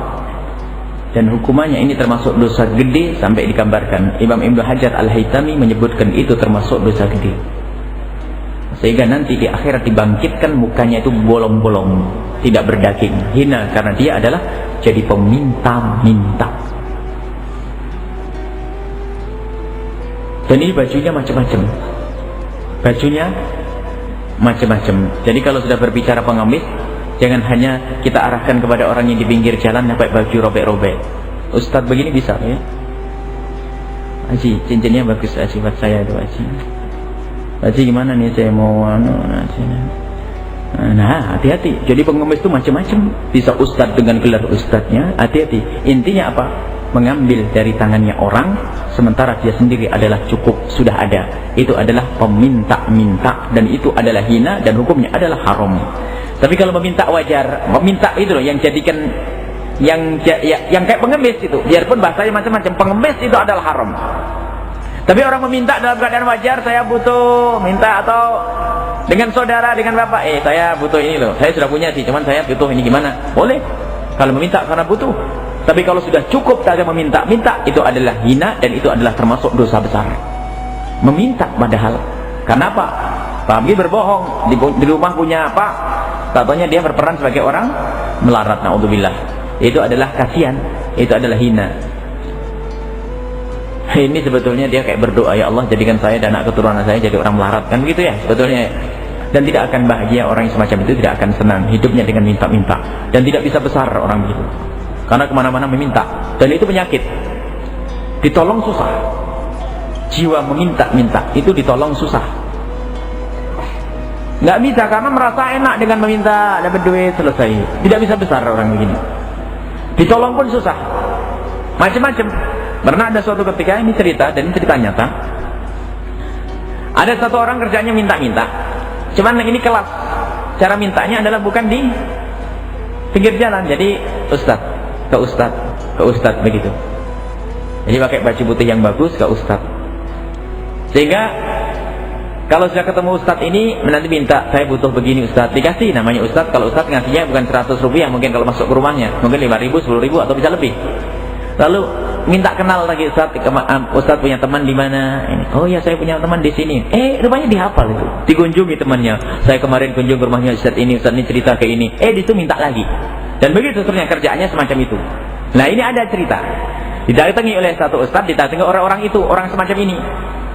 Kemudian saat itu ceritanya minta obat, minta uang, mau berobat. Yang berobat tuh bibinya sakit, harus dibawa ke Bandung, harus dibawa ke satu tempat, dia harus operasi atau apa ini. Sakitnya itu sakitnya sakit kelainan jiwa, sakit kayak ya kelainan jiwa. Akhirnya oleh sang ustadz ini dinasihati, bawa saja ke ustadz sana, dia juga bisa memahami tentang seperti itu, psikolog, dia bisa memahami tentang kejiwaan dan juga didoain. Datang ke sana, oh ya ustadz mana? Ustadz ini, akhirnya dikasih alamat. Datang ke ustaz tersebut bukan minta doa, bukan minta diobati, minta duit malahan. Tapi ini belum terungkap. Suatu ketika setelah beberapa minggu atau bulan, ustaz dengan ustaz ini cerita, ustaz kemarin ada orang namanya ini kesini ya. Oh iya, minta obat kan, minta diobati. Oh enggak, minta duit. Oh enggak bener nih. Tak taunya betul setelah berapa bulan kemudian datang ke ustaz yang pertama tadi. Oleh ustaz yang pertama ketemu, ini dia orangnya tak cari-cari ini. Lama enggak datang. Waduh, kapan kamu lama enggak datang Gina? Ya saya ini. Gimana sudah sembuh? Alhamdulillah, tinggal sedikit lagi. Masya Allah, baik. Terus mau apa? Saya mau butuh untuk menyempurnakan pengobatan, jadi minta ini. Awas, tunggu. Kamu ingat tidak ke ustaz sana? Minta obat atau minta duit? Minta duit. Nah, itu nggak benar. Seharusnya minta obat di sana langsung sembuh. Awas, jangan bohong. Mau saya kasih ijazah langsung kaya. Ijazah langsung kaya. Semangat. Iya, ijazah langsung kaya. Mau enggak? Mau. Apa ijazahnya? Katanya dia. Apa ijazahnya biar dapat kaya? Ijazahnya satu, jangan minta-minta. Bener, pokoknya jangan minta-minta. Akhirnya pulang oleh ustadz dikasih. Makanya ustadz itu kalau marah jangan marah-marah tok, biasa ngasih duit ya. Kalau anda kalau mau nasihati orang jangan nasihati tok, kasih duit, kasih modal doang. Pulang dikasih duit. Akhirnya sampai beberapa hari tidak ketahuan. Jangan minta-minta. Alhamdulillah suatu hari datang itu cerita, alhamdulillah saya sudah bisa mandiri, saya sudah punya usaha jualan apa kerupuk, payek, apa gitu ya. Oh kata ustadz ini, alhamdulillah, masya Allah kalau sudah begitu, senang saya. Terakhir, tapi ustaz modal saya kurang. Oh penyakitnya sih. Memang tidak bisa gitu. Diobati susah. Kalau dikasih begitu, ini penyakit. Makanya harus ada rasa takut kepada Allah Subhanahu Wa Taala. Padahal dia mungkin sudah cukup dan sebagainya. Ini penyakit minta-minta. Kalaupun dia jadi ustaz, bisa ustaz peminta-minta. Kalau jadi pejabat paling parah lagi. Kalau jadi orang kaya tetap tamak. Itu adalah orang peminta-minta. Ini adalah bibit satu penyakit yang tidak baik. Obatnya adalah qanaah. Syukur apa yang diberikan oleh Allah kepadanya. Ada namanya afif, iffah. Orang tidak pernah mau minta-minta. Hebat itu. Dalam keadaan pun tidak mau minta-minta. Dalam keadaan seperti apa enggak mau minta. Rasa tidak nyaman kalau minta. Ini adalah hebat. Bikin minta. Bahkan pernah kita melihat satu tulisan. Sekali anda memberikan kepada pengemis, anda telah meracuni jiwanya. Oh, hebat benar tulisannya. Wah ini memang benar. Kadang teracuni ini. Cuman kalau mau nasihati pengemis, jangan nasihati. Jangan minta-minta. Kasih dulu diarahkan ini dan sebagainya. Dan itu terlepas dari apakah jujur tidak jujur. Kalau memang ternyata dia pengemis beneran, maka kalau dia pengemis beneran, kita harus baik. Gini loh ya. Kalau ada orang datang kepada kita atas nama peminta-minta, sudahlah kasih. Kalaupun dia bohong, dia kaya, Anda dapat pahala. Anda jangan suudon, kamu ini orang kaya ya, nggak usah tanya begitu. Ya sudah, kalau datang tidak punya atas nama pengemis, kasih. Kalau dia bohong, kembali ke dia. Kalau dia memang betul-betul fakir, kita dapat pahala. Jangan gara-gara pengajian tidak mau ngasih sama fakir miskin. Tidak, setiap orang datang ngetuk pintu rumah Anda kasih, biarpun dia sebetulnya orang kaya kasih. Kalau dia atas nama pengemis, Anda dapat pahala. Kita ingat salah satu guru kita, awas hati-hati jangan ditolak. Kecuali memang kamu tidak pernah bawa duit. Selagi kamu punya duit, kasih. Jangan punya prasangka, sekarang kan ada grup, ada bosnya ya, ada nyebar pakai ini. Itu terlepas daripada pengetahuan kita. Kalau memang benar semacam itu tugasnya pemerintah yang harus menyelamatkan masyarakat yang mendidik. Tapi kalau kita ada orang fakir datang kepada kita minta, sebaik-baik orang yang diminta dan dia punya adalah yang memberi. Jangan sudon. Kalaupun dia orang kaya raya, Anda mendapatkan pahala. Ini jangan sampai gara-gara ini nanti wah tidak mau ngasih, nanti dia orang kaya. Bukan itu. Ini adalah masalah meminta-minta. Jadi mengemis, meminta-minta sementara dia cukup adalah hukumnya haram, dan itu adalah kehinaan di dunia dan di akhirat. Kemudian masalah ini tidak ada, hampir semua pertanyaannya tidak ada sangkut pautnya dengan pembersih hati. Barangkali memang harus dipraktekkan dulu ya. Nanti bisa ada pertanyaan. Kalau nanti insya Allah semuanya bisa menjalankan apa yang kami sampaikan. Lebih khusus adalah kami sendiri bisa menjalankan masalah penyakit hati, pembersih hati yang kami sampaikan. Kemudian masalah makrifah dan musyahadah itu istilah ya. Kalau bahasa Arab, makrifah itu adalah tahu secara lughat, secara bahasa. Musyahadah itu menyaksikan secara bahasa. Tapi kalau sudah masuk di dalam dunia tasawuf, ini ada maknanya tersendiri.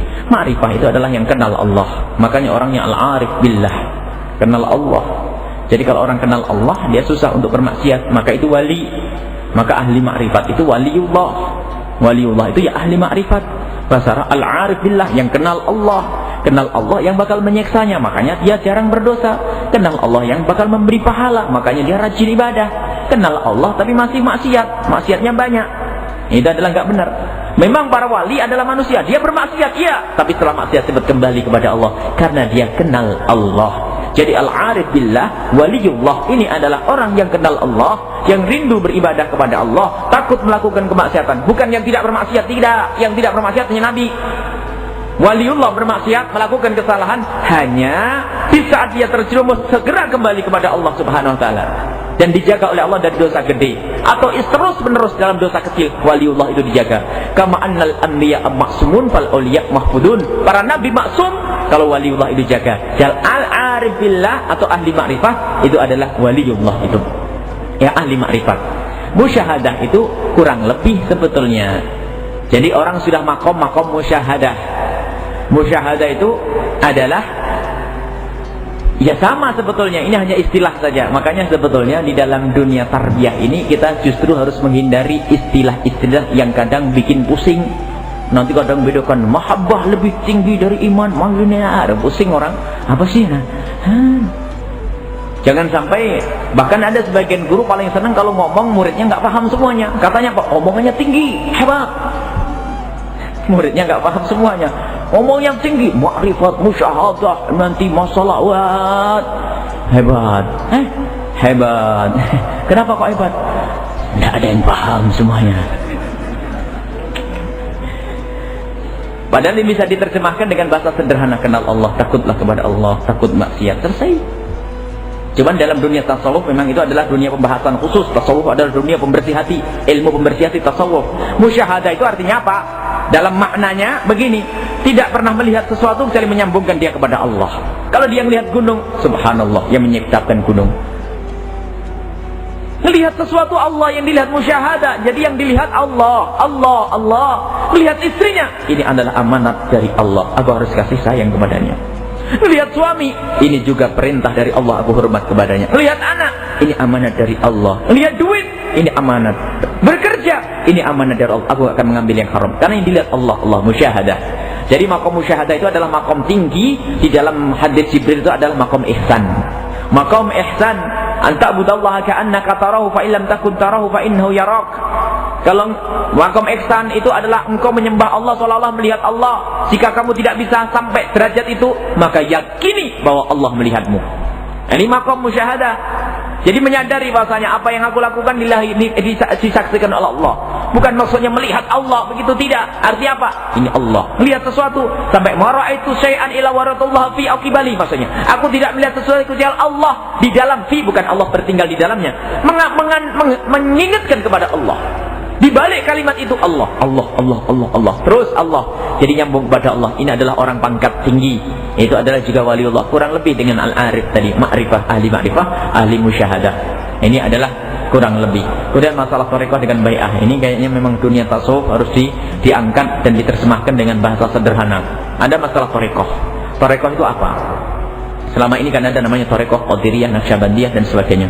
Itu semua adalah salah satu cara mengabdi kepada Allah, ibadah yang dilakukan oleh para ulama salihin, mungkin Syekh Abdul Qadir Al-Jalani, Syekh Bahauddin Al-Naqsyabandi, Syekh Ahmad Rifai dan yang lain sebagainya. Itu adalah satu cara-cara ibadah yang semuanya diambil dari Rasulullah sallallahu alaihi wasallam. Hanya karena begitu banyaknya cara ibadahnya Rasulullah, begitu banyaknya zikirnya Rasulullah, tidak semua orang bisa mengamalkannya. Sehingga ada si alim fulani, si alim si A menekuni zikir ini, si alim ini menekuni zikir ini, dan di saat dia menekuni ini sampai kepada Allah sehingga menjadi waliullah, diikuti oleh muridnya, sehingga muridnya yang mengamalkan zikir yang diamalkan oleh gurunya semakin banyak macam muncullah ini sanadnya nyambung, dia dari gurunya sampai Syekh Abdul Qadir Jalani. Syekh Abdul Qadir Jalani tentu mengambil itu semua dari gurunya sampai Rasulullah sallallahu alaihi wasallam. Maka muncullah yang namanya thariqah Qadiriyah, thariqah Qadiriyah, Naqsyabandiyah dan yang lainnya. Tidak lain itu adalah cara ibadah kepada Allah yang dilakukan oleh para pendirinya sesuai dengan syariatnya Nabi Muhammad sallallahu alaihi wasallam yang diikuti oleh murid-muridnya. Nah, ini ada thariqah Alawiyah. yang selama ini diambil dari orang-orang Hadramut. Alawiyah ini, Thariqah Alawiyah itu adalah lebih sederhana. Tidak harus bayatan yang ini, sederhana, yang penting ambil sanad selesai. Dan biasanya Thariqah Alawiyah nanti ditekankan untuk lebih banyak menuntut ilmu. Nah ini, bukan saja berbanyak zikirnya, tapi juga menuntut ilmu. Tapi intinya itu adalah bagaimana kita mengambil satu amalan yang sambung kepada guru sampai Rasulullah sallallahu alaihi wasallam. Itu hakikat thariqah. Makanya kalau ada orang mengambil thariqah Qadiriyah, itu sudah ingin mengambil sanad sampai kepada Syekh Abdul Qadir Al-Jailani, hingga Syekh Abdul Qadir Jailani juga mengambil dari sebelumnya sampai Rasulullah SAW. Jadi zikirnya Syekh Abdul Qadir Jailani yang diamalkan oleh thariqah Qadiriyah adalah dari Nabi Muhammad sallallahu alaihi wasallam. An-Naqsyabandiyah pun begitu. Asyadziliyah pun begitu, Ar-Rifaiyah pun begitu, Alawiyah pun begitu. Semuanya adalah nyambung kepada Rasulullah. Dan cirinya ahli tasawuf adalah sama, bersih hati. Nggak ada ahli thariqah ini gesek-gesekan. Sebab sekarang macam-macam. Thariqah saya lebih bagus, yang lain jelek. Wah, ini sudah nggak benar tuh. Paling benar thariqah saya. Dan di dalam thariqah nanti ada guru mursyid. Dan guru mursyid itu butuh, kita semua perlu guru mursyid. Dan mencari guru mursyid tidak harus masuk thariqah. Ini harus tahu. Berarti saya harus masuk thariqah? Tidak, guru mursyid tidak harus masuk thariqah. Cukup kita mengamalkan amalan yang diambil dari Rasulullah. Itu adalah kita sudah mengambil thariqah. Thariqah yang jelas kepada Rasulullah SAW. Cuma biasanya melewati Syekh Abdul Qadir Jailani. Bisa saja kita langsung mengambil kitab Adhkar Nawawi, zikir kita baca, bisa. Cuman kalau kita mengambil thariqah atau guru mursyid yang khusus, itu mempermudah. Karena guru mursyid itu yang memahami, yang akan mengantarkan kita sampai kepada Allah. Jadi guru mursyid itu yang akan mengingatkan kekurangan kita. Jadi kita perlu namanya guru mursyid. Semuanya butuh guru mursyid. Dan guru mursyid itu tentu ada syarat-syaratnya. Dia adalah orang yang wara', ilmunya ada, paling takwa kepada Allah. Bukan asal guru mursyid. Ingat masalah guru mursyid, Dr. Syekh Muhammad Said Ramadan Al-Buti, yang beliau punya abah Syekh Mula Ramadan Al-Buti, disebut abahnya ini oleh Said Alwi. Abahnya Said Muhammad Al-Maliki, waliul ulama, alimul aulia. Seorang wali yang alim, dan seorang alim di antara para wali adalah Syekh Mula Ramadan Al-Buti. Dan putranya namanya Syekh Muhammad Ramadan Al-Buti. Beliau berkata, zaman sekarang di Syam banyak guru-guru mursyid dari thariqah-thariqah yang ada, itu jadi murid saja nggak pantas. Guru mursyid jadi murid nggak pantas. Gelarnya sih guru mursyid, mewarisi bapaknya, tapi akhlaknya enggak, ilmunya enggak, hanya besar-besar makom bapaknya saja. Kalau hal ribuan, mungkin kalau ini ribuan, tapi ternyata ini di Syam. Jadi makom bapaknya dipakai oleh anaknya yang tidak pernah kenal dunia agama, ilmu tidak ada. Jadi guru mursyid yang ada di Syam itu menjadi murid saja nggak pantas, apalagi jadi guru. Ini di Syam. Kalau di Indonesia bagaimana? Wallahu a'lam bishawab. Sebab guru mursyid itu kata, cobalah tidak usah jauh, kitab Tanwirul Qulub di belakang.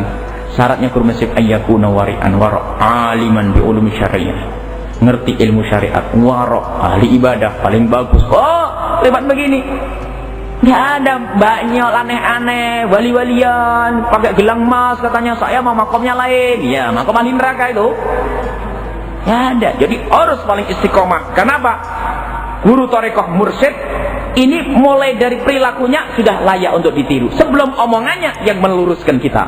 Tingkah lakunya, perilakunya. Maka nggak ada guru mursyid yang bodoh, nggak ada guru mursyid yang goblok, nggak ada guru mursyid yang aneh-aneh, nggak ada. Semuanya pasti lurus. Sebab apa? Kata Habib Ali Al-Jufri, kalau seandainya Allah tidak akan mengangkat walinya dari orang yang bodoh. Kalau Allah mengangkat orang bodoh jadi walinya, pasti akan diajari oleh Allah. Nah, nggak ada aneh-aneh, melanggar syariat, nggak ada. Kalau memang dia orang bodoh kok diangkat oleh Allah jadi wali, pasti dijaga oleh Allah, nggak akan melakukan itu semuanya. Dikasih ilmu laduni dari Allah Subhanahu Wa Taala. Ini nggak karu-karuan tingkah lakunya jadi wali, guru mursyid lagi, musibah. Akan tapi ingat, thariqah adalah ada, dan thariqah adalah benar, dan itu perlu kita bersambung dengan orang-orang ahli thariqah. Ada pun masalah masuk thariqah atau tidak, ini urusan lain. Ya, karena kalau Anda masuk thariqah harus Anda pilih guru yang benar. Karena kalau sudah orang masuk dunia thariqah kemursyidan, nanti seorang murid di depan guru seperti mayit di depan tukang mandi memandikan. Mau diolah alik gimana mau? Anda harus.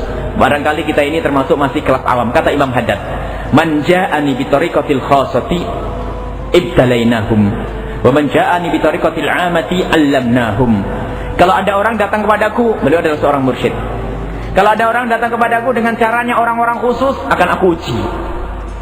Tapi kalau datang dengan caranya orang awam, aku ajari. Ya kita mungkin kelas ini ya, tidak usah kalau masuk yang berat-berat mungkin nggak kuat. Kadang-kadang, ayo berhenti dagangnya, berani tidak? Sama guru Husinnya ini. Ya, tidak usah dagang. Bentar dulu Kiai. Hati-hati ini. Jadi memang perlu ya kita berguru itu penting. Biarpun tidak masuk thariqah, Anda harus tahu guru mursyid. Termasuk dalam pembahasan yang pertama masalah silsilah pembersih hati.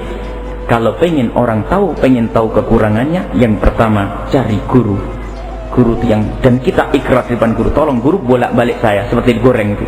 Saya kurang begini, nih saya kurang ini, ditunjukkan, dan jangan marah, jangan dendam dengan guru. Kalau sudah dendam dengan guru, tidak akan mendapatkan apa-apa. Ini saja insyaallah. Semoga Allah menjadikan kita adalah orang yang sambung dengan guru-guru mulia yang bakal menjadikan sebab keselamatan kita di dunia dan di akhirat. Dan juga semoga Allah membersihkan hati kita. Ini ada yang minta didoakan. Yang satu adalah telah meninggal dunia Bapak Lesmana Mandra Kumara, telah wafat pada hari Ahad 1 Mei 2011 jam 22 WIB kemarin. Semoga Allah mengampuni dosa-dosanya dan mengangkat derajatnya, memberikan kenikmatan di alam barzah, membangkitkannya nanti dalam keadaan yang baik dan memasukkan ke surga Allah. Dan semoga yang ditinggal diberi kesabaran dan diberi oleh Allah kemudahan, dan semoga kematian beliau ini menjadikan sebab kemuliaan putra-putranya. Dan juga semoga Allah mengampuni orang yang telah meninggal dunia dari keluarga kita, orang-orang tua kita. Dan semoga Allah memberikan kepada kita umur panjang dalam ketaatan serta sehat dan afiat, dan memberikan kepada kita husnul khotimah, dan menjadikan anak keturunan kita anak keturunan yang bakal dicintai Rasulullah sallallahu alaihi wasallam. Al-Fatihah.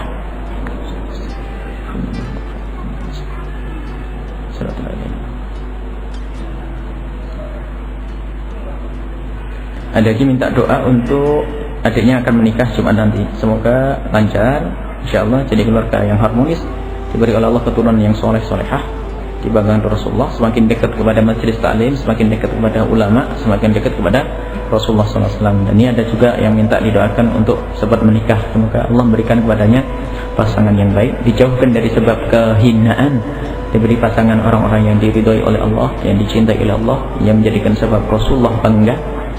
Dan semoga dimudahkan dan dipercepat, dan semoga Allah Subhanahu wa taala menjadikan itu sebab kedekatannya kepada Allah Subhanahu wa taala.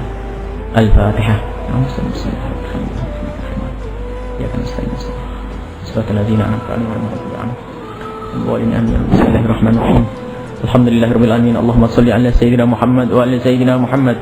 Allahumma arhamna wa la tu'adzibna wa ansurna wa la tahdhurna wa afina wa la tumridna wa akrimna wa la tuhinna wa athirna wa la tutin alaina innaka ala kulli syai'in qadir. Allahumma ya Allah, bersihkan hati kami dari segala macam penyakitnya ya Allah. Engkau lebih tahu tentang penyakit hati ya Allah. Engkau ya Allah, dan hanya Engkau yang bisa membersihkan ya Allah. Maka hanya kepadamu kami mengadu ya Allah. Hilangkan kedengkian dari hati kami ya Allah. Jangan sampai hati kami mendengki kepada siapapun ya Allah. Jangan siksa hati kami dengan kedengkian. Dan jika ada orang mendengki kami mohon ya Allah, hentikan dari kedengkian itu ya Allah. Kami tidak ingin ada dari saudara-saudara kami ya Allah tersiksa dengan penyakit dengki ya Allah. Ya Allah, ya Allah, siapapun yang pernah berbuat zalim dan aniaya kepada kami, dan siapapun yang pernah mendengki kami, maka kami mohon ya Allah, berikan kepada mereka kesadaran dan muliakan mereka ya Allah di dunia dan di akhirat ya Allah. Dan jauhkan kami dari sebab kehinaan, dan jauhkan kami dari sebab kenistaan, jauhkan kami dari segala kemaksiatan ya Allah. Jauhkan kami dari segala kemaksiatan ya Allah. Jika Engkau telah menjauhkan kami dari kemaksiatan, maka tidak ada satu kemaksiatan dan kehinaan satupun yang akan mendekat kepada kami. Akan tapi Allah, siapapun ya Allah, jika tidak Kau hendaki baik, biarpun mereka berusaha, maka tidak akan baik. Maka jadikanlah kami hamba-hamba yang Kau pilih menjadi hamba-hambamu yang terbaik, hamba-hambamu yang Kau cintai, hamba-hambamu yang Kau muliakan di dunia dan di akhirat ya Allah.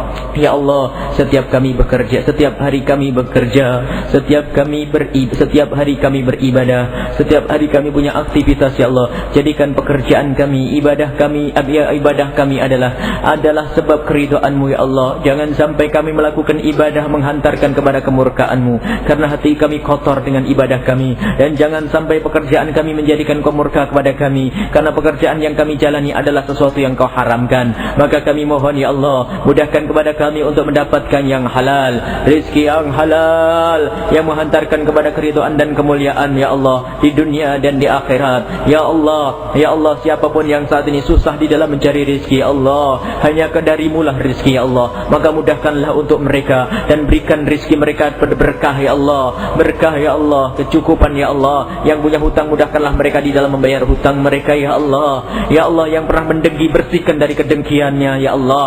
Ya Allah, yang sakit sembuhkan, yang sakit sembuhkan, yang sakit sembuhkan, yang sudah menikah ya Allah jaga keindahan dalam rumah tangga mereka, yang belum menikah mudahkanlah mereka ya Allah untuk mendapatkan kemuliaan dalam pernikahan dan jadikan pernikahan mereka pernikahan yang mulia. Berikan kepada kami keturunan anak yang soleh solehah yang bakal dibanggakan oleh kekasihmu Nabi Muhammad, yang menjadikan sebab kami mulia di dunia dan di akhirat. Ya Allah, ampuni dosa kami yang sangat banyak, yang kami tidak bisa menghitungnya satu demi satu, akan tetapi Engkau Maha tahu ya Allah dosa kami ya Allah, dosa lahir kami ya Allah, mata kami, telinga kami, tangan kami, anggota tubuh kami pernah kami gunakan untuk maksiat, maka kami mohon ampun ya Allah. Ampuni semuanya ya Allah. Dan hati kami ya Allah, hanya Engkau yang tahu kekotoran hati kami. Sesaat datang kedengkian, sesaat datang riya, sesaat datang kesombongan, sesaat datang dendam ya Allah, itu semua penghancur pahala-pahala yang akan kami harap ya Allah.